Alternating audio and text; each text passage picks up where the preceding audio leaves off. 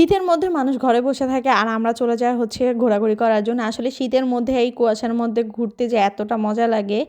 আর শীত হচ্ছে ক্ষণিকের জন্য আসে, মানে কিছু মাসের জন্য আসে আবার চলে যায়। আর শীতটাই যদি উপভোগ করতে না পারি তো কেমন হয়? তো hello everyone, another my new blog. সবাই কেমন আছো? এই শীতে কার কী অবস্থা সবাই কিন্তু কমেন্ট করতে ভুলবে না। আর ভাই আমাদের তো মানে খুবই এনজয় করছি আমরা এই শীতটাকে।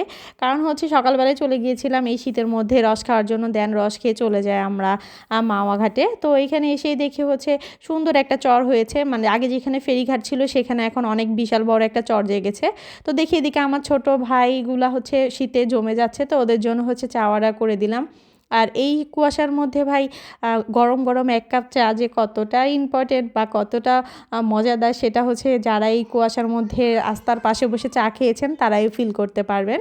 তো এখানে মামার চাটাও খুবই মজা ছিল। তো বসে বসে চা খাচ্ছিলাম আর সবাই একটু আড্ডা দিচ্ছিলাম। দেন চা খেতে খেতে আমরা চলে যাচ্ছিলাম চরে। চরটা হচ্ছে খুবই বড় আর মাশাআল্লাহ জায়গাটা খুবই সুন্দর। আর আমরা হচ্ছে কুয়াশার মধ্যে এই চরে হাঁটছিলাম, তখন আরও খুবই ভালো লাগছিল আর ওয়েদারটা আমরা খুব সুন্দরভাবে ফিল করতে পারছিলাম। তো হচ্ছে আমরা যখন হাঁটছিলাম জায়গায় জায়গায় পানি ছিল, তো আমরা সবাই হচ্ছে মোজা জুতা পরা ছিলাম, এজন্য পার হতে পারছিলাম না। তো এখানে হচ্ছে সবাই আমরা লাফিয়ে লাফিয়ে পার হচ্ছিলাম। আর ওরা দুজন বলছিল যে পড়ে যাও খুবই ভালো হবে। তো তারপর হচ্ছে সবাই মিলে একটু মজা করে দেন হচ্ছে আবার হচ্ছে আমরা একটু চা খাই।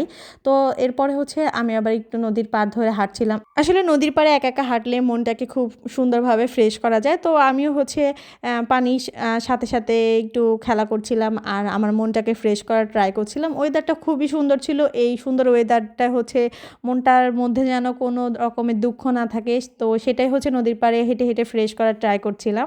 তো তারপরে এখান থেকে আমরা চলে যাই হচ্ছে কাজিনের বাসায়, কারণ কাজিনের বেবি একটু অসুস্থ।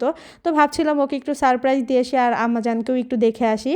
তো যেই দেখে হচ্ছে আমার আম্মাজানটা ঘুমাচ্ছে, তারপর হচ্ছে আমরা কিছুক্ষণ বসে কথাবার্তা বলি, কাজিন হচ্ছে আমাদের একটু নাস্তা খেতে দেয়।